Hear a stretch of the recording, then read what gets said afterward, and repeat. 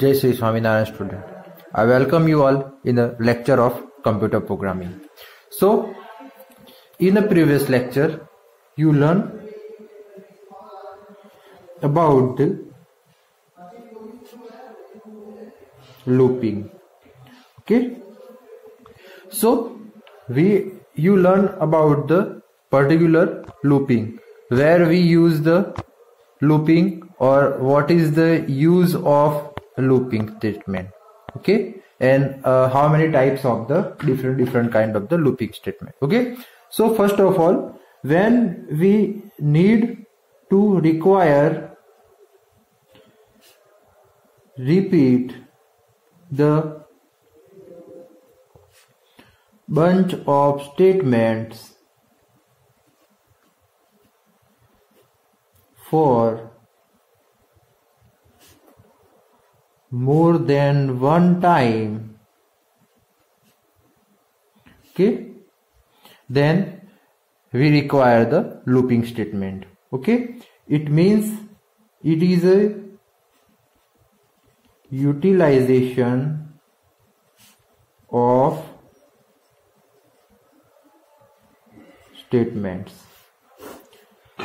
એટલે કે કહેવાનો મતલબ શું છે કે જો કોઈ એક બંચ ઓફ સ્ટેટમેન્ટ જે છે એ એક કરતા વધારે વાર રિપીટ કરવાનો થાય છે તો એવા સંજોગોની અંદર લૂપિંગ સ્ટેટમેન્ટનો ઉપયોગ કરવામાં આવે છે. ઓકે, અને સાથે જે છે there are two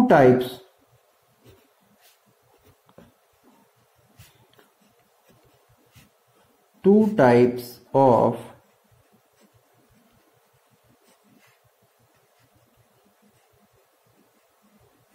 looping statement. એટલે કે લૂપિંગ સ્ટેટમેન્ટ જે છે એ બે પ્રકારના હોય છે. એમાંથી એક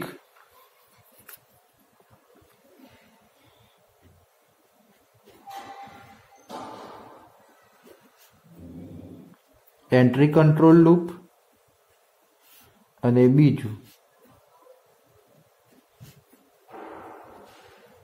exit control loop. Okay, so there are the two types of looping. The first one is a entry control loop and then the second one is a exit control loop. In a first entry control loop,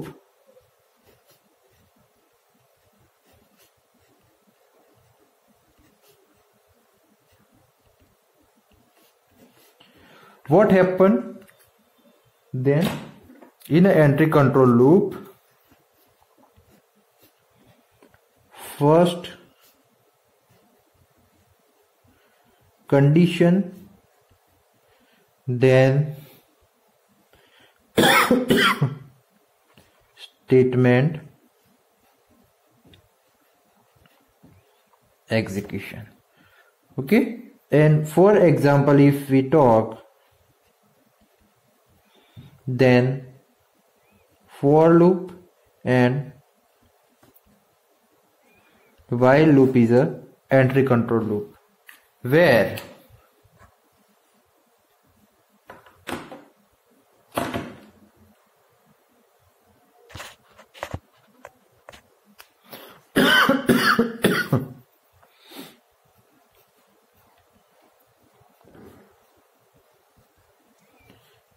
exit control loop, then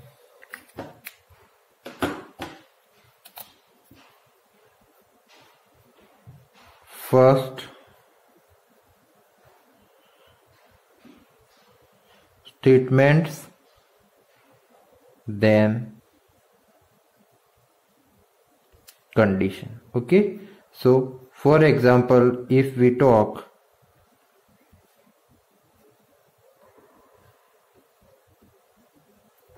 do while loop is a exit control loop. Okay, તો આપણે જે છે એ ગયા લેક્ચરની અંદર looping statement વિશેની શરૂઆત કરી હતી, જેની અંદર આપણે જોયું હતું કે ભાઈ બંચ ઓફ સ્ટેટમેન્ટ જે છે એ તમારે વારાઘડીએ રિપીટ કરવાના થાય તો એ વખતે લૂપિંગ સ્ટેટમેન્ટ જે છે એ માર્કેટમાં અથવા તો એની જરૂર પડશે. લૂપિંગ સ્ટેટમેન્ટ જે છે એ બે પ્રકારના છે, એક છે એન્ટ્રી કંટ્રોલ લૂપ અને બીજું છે એક્ઝિટ કંટ્રોલ લૂપ.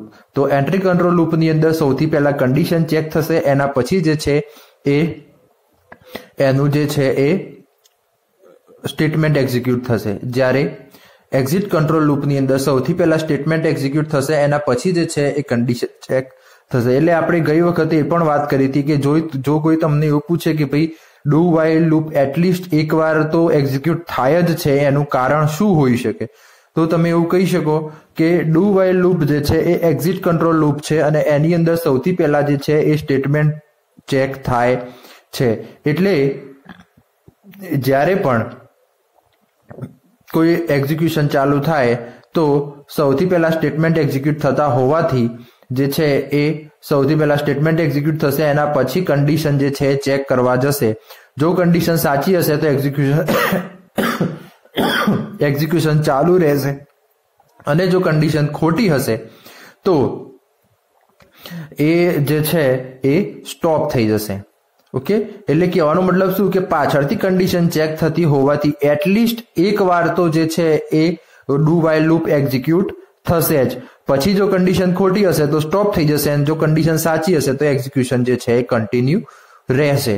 ઓકે, એટલે કે આવી રીતે જે છે એ એન્ટ્રી કંટ્રોલ લૂપ અને એક્ઝિટ કંટ્રોલ લૂપ આપણે જોયું હતું. હવે જે છે એ આપણે આજે એન્ટ્રી કંટ્રોલ લૂપની અંદર વાઇલ લૂપ વિશેની વાત કરવાની છે. સો મેં કીધું એ પ્રમાણે વાઇલ લૂપ જે છે એ એન્ટ્રી કંટ્રોલ લૂપ છે.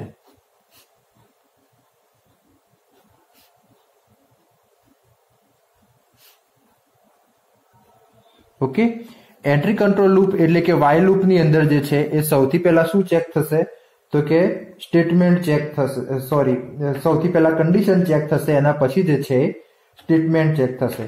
હવે આપણે જે છે એ વાઇલ લૂપની અંદર જે છે એ એની સિન્ટેક્સની વાત કરીએ તો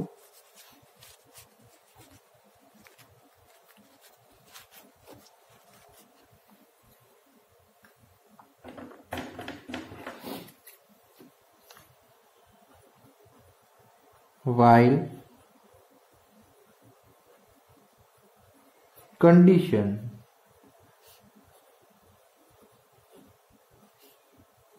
body. ઓકે, એટલે કે આ જે છે એ એનું સિન્ટેક્સ છે. એટલે કે અહીં જે છે એ તમે જોઈ શકો છો કે સૌથી પહેલા જે છે એ વાઇલ છે. વાઇલ શું છે તો કે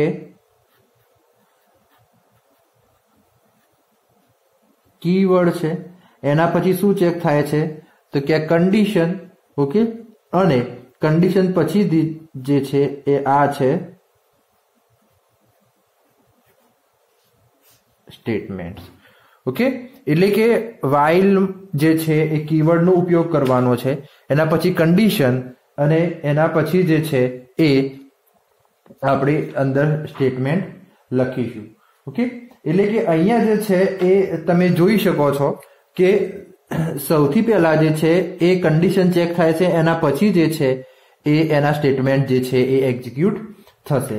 હવે જો આપણે એના ફ્લો ચાર્ટની વાત કરીએ તો એનો ફ્લો ચાર્ટ જે છે કેવી રીતનો હશે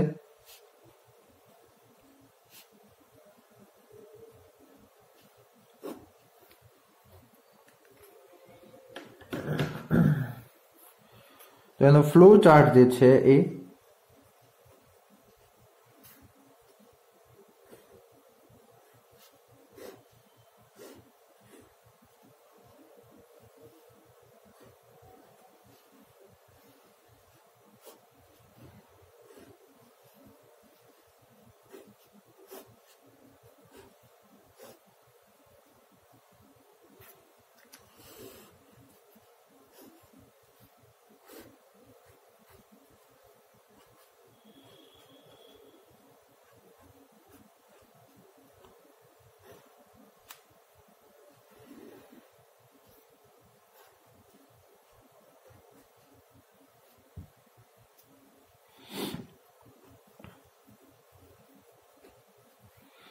ઓકે, તો આ રીતે જે છે એ એનો ફ્લો ચાર્ટ છે.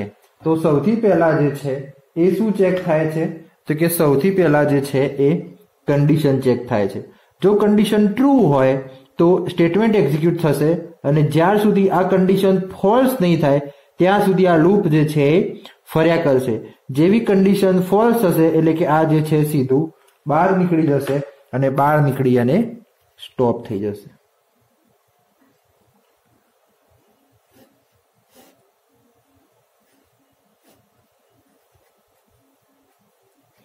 ક્લિયર? એટલે આ રીતે જે છે એ એનો ફ્લો ચાર્ટ રહેશે. એટલે કે સૌથી પહેલા કન્ડિશન ચેક થશે, એના પછી જો કન્ડિશન સાચી હશે, ટી મીન્સ ટ્રુ, તો બોડી પાર્ટ એક્ઝિક્યુટ થશે. એટલે કે આ રહ્યો પોર્શન, જ્યાં સુધી કન્ડિશન ખોટી નહીં થાય ત્યાં સુધી આ લૂપ જે છે આવી રીતે ફર્યા કરશે. જેવી કન્ડિશન ફોલ્સ થશે એટલે સીધું બહાર નીકળી અને સ્ટોપ થઈ જશે. So this is the main logic behind the while loop. Okay, એટલે આપણે જે છે એ સપોઝ કે કોઈ 1 થી 10 સંખ્યા છે તો એનો સમ કરવો છે, તો એના માટે આપણે કેવી રીતે વાઇલ લૂપ લખી શકીએ, તો એ વસ્તુ જે છે એ પણ આપણે ખાસ જોવાની છે. તો ચલો આપણે જોઈએ હવે આગળ એક એક્ઝામ્પલ કે જેનાથી તમને ખબર પડે કે એકચ્યુઅલી વાઇલ લૂપ કેવી રીતે લખાય છે. So let's start with the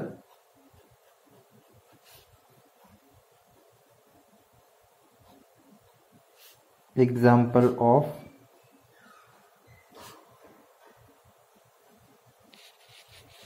while loop.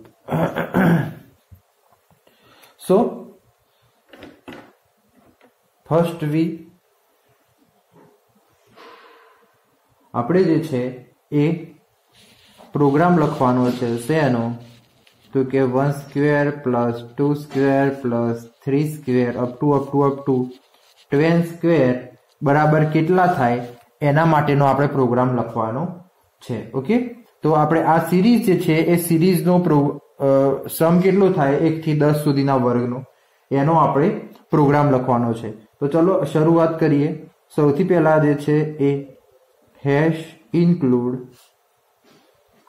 stdio.h, એના પછી hash include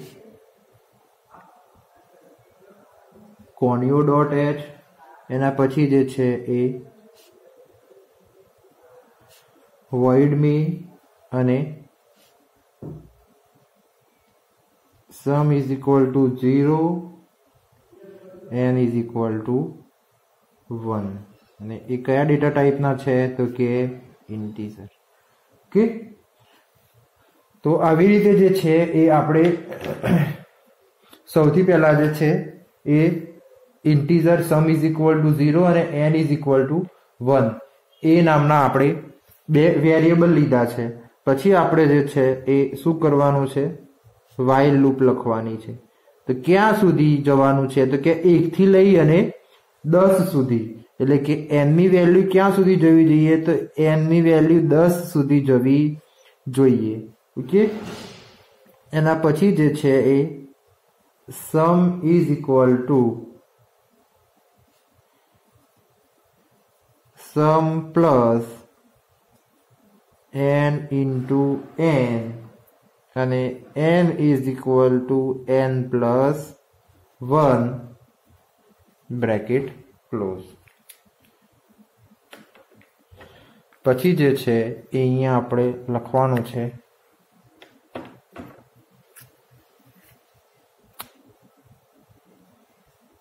printf sum of series is equal to %d અને અહીંયા લખવાનું છે નીચે sum get ch અને બ્રેકેટ ક્લોઝ. તો હવે તમે જે છે એ અહીંયા જોઈ શકો છો કે આ જે છે આ વાઇલ લૂપ છે. ઓકે, હવે આ એક્ઝિક્યુશન કેવી રીતે થશે એ વસ્તુ તમે ખાસ સમજજો.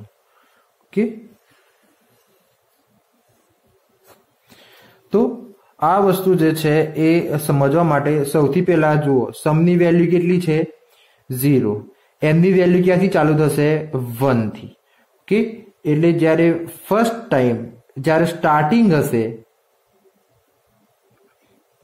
તો સમની વેલ્યુ કેટલી થશે તો કે 0, n ની વેલ્યુ કેટલી થશે 1, એટલે કે while હવે 1 લેસ ધેન ઇક્વલ ટુ 10 તો કે યસ તો શું થશે સમની વેલ્યુ કેટલી છે 0 એટલે કે sum is equal to 0 plus 1 into 1 બરોબર છે એટલે કે આપણો આન્સર કેટલો આવશે sum is equal to 1 okay અને અંદર જેમ લખ્યું છે એમ n is equal to n plus 1 મુજબ 1 પ્લસ 1 બરાબર શું થશે 2 થશે ઓકે અને સમની વેલ્યુ કેટલી થશે 1 n ની વેલ્યુ કેટલી થશે 2 એટલે કે જ્યારે આ બીજી વખત એક્ઝિક્યુશનમાં આવશે એટલે કે 1 સ્ક્વેર થઈ ગયા પછી 2 સ્ક્વેર માટે આવશે એટલે શું થશે એ વખતે સમની વેલ્યુ જે છે એ 1 હશે અને n ની વેલ્યુ જે છે 2 હશે 1 કેવી રીતે થઈ હશે તો કે sum is equal to sum plus n into n એટલે કે સમની વેલ્યુ 0 એટલે કે 0 પ્લસ 1 ઇન્ટુ 1 બરાબર આન્સર સમનો કેટલો થશે 1 અને n is equal to n plus 1 મુજબ 1 પ્લસ 1 બરાબર 2 થશે એટલે n ની વેલ્યુ 2 થશે સમની વેલ્યુ 1 થશે હવે જે છે એ ફરીથી કન્ડિશન ચેક કરશે એટલે કે while 2 less than equal to 10 એટલે કે યસ તો શું થશે સમની વેલ્યુ કેટલી છે એટલે કે sum is equal to 1 plus હવે 2 ઇન્ટુ 2 ઓકે સમની વેલ્યુ કેટલી છે 2 ઇન્ટુ 2 એટલે કે sum is equal to 1 plus 4 બરાબર કેટલા થશે 5 અને n is equal to n plus 1 મુજબ n ની વેલ્યુ 2 પ્લસ 1 એટલે કેટલી થશે 3 ઓકે એટલે જ્યારે ત્રીજી વખતે એક્ઝિક્યુશન આ લૂપ ફરશે ઓકે આ ક્યાં સુધી ફરશે તો કે n ની વેલ્યુ 10 કરતા મોટી ના થઈ જાય ત્યાં સુધી એટલે કે 1 થી 10 વાર એટલે 10 વાર ફરશે ઓકે હવે જ્યારે ત્રીજી વખતે એક્ઝિક્યુશન થાય છે એ વખતે સમની વેલ્યુ કેટલી છે તો કે 5 n ની વેલ્યુ કેટલી છે તો કે 3 હવે જે છે એ while કે 3 લેસ ધેન ઇક્વલ ટુ 10 તો કે કન્ડિશન ટ્રુ છે એટલે કે યસ એટલે ફરીથી પાછી લૂપ એક્ઝિક્યુશન થશે એટલે કે sum is equal to 5 plus 3 into 3 બરાબર 5 પ્લસ 9 બરાબર 14 અને n is equal to n plus 1 એના મુજબ 3 પ્લસ 1 ઇઝ ઇક્વલ ટુ 4 થશે ક્લિયર છે પછી જે છે એ જ્યારે ચોથી વાર લૂપ ફરશે તો એ વખતે સમની વેલ્યુ જે છે એ 14 હશે અને n ની વેલ્યુ જે છે એ 4 હશે એટલે કે while 4 less than equal to 10 એટલે કે યસ તો શું થશે sum is equal to 14 plus 4 into 4 એટલે કે 14 પ્લસ 16 એટલે કે આન્સર ઇઝ 30 અને n is equal to n plus 1 મુજબ 4 વત્તા 1 બરાબર n ની વેલ્યુ કેટલી થશે 5 ક્લિયર છે એટલે જ્યારે ચોથી વખતે લૂપ એક્ઝિક્યુટ થશે એ વખતે જે છે એ સમની વેલ્યુ 30 હશે n ની વેલ્યુ 5 હશે આવી રીતે જ્યાં સુધી n ની વેલ્યુ 10 નહીં થાય ત્યાં સુધી આ લૂપ જે છે એ ફર્યા કરશે અને જે સમ જે છે એ થયા કરશે ક્લિયર છે અને આવી રીતે 10 સુધી ચાલશે જેવું 10 થશે એટલે પછી એક્ઝિક્યુશન થઈ જશે મતલબ એક્ઝિક્યુશન કમ્પ્લીટ થઈ જશે અને આપણો સમ જે છે એ મળી જશે તો આવી રીતે જે છે એ એક્ઝેક્ટલી લૂપ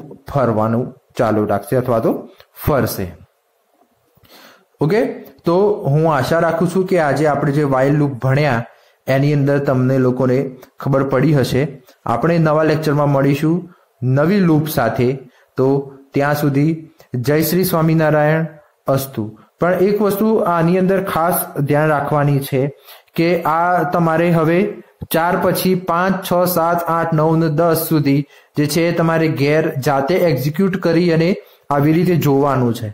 ઓકે, આનાથી શું થશે કે તમને ખબર પડશે કે એકચ્યુઅલી લૂપ કેવી રીતે કામ કરે છે. લૂપ આની અંદર, આ લૂપની અંદર, આ સ્ટ્રક્ચરની અંદર તમારે વેલ્યુ મૂકવાની અને એને લૂપ જે છે એ ફેરવવાની. આ જે છે એ શરૂઆત થઈ, આ બીજી વખતે, આ પહેલી વખતે ફરી એટલે શરૂઆત, બીજી વખતે લૂપ ફરી, આ ત્રીજી વખતે ફરી, આ ચોથી વખતે ફરી, એમ 5મી વાર ફરશે, 6 વાર ફરશે, એમ 10 વાર ફરશે. કેમ? કારણ કે આપણે 10 સુધીના વર્ગોનો સરવાળો જોઈએ છે. એટલે 1 થી ચાલુ કરી અને 10 વાર સુધી 10 વાર લૂપ ફરશે અને છેલ્લે પછી જે આન્સર આવશે તમને અહીંયા આન્સરમાં મળશે. ઓકે, તો ચલો મળીએ નેક્સ્ટ લેક્ચરમાં. ત્યાં સુધી જય શ્રી સ્વામિનારાયણ.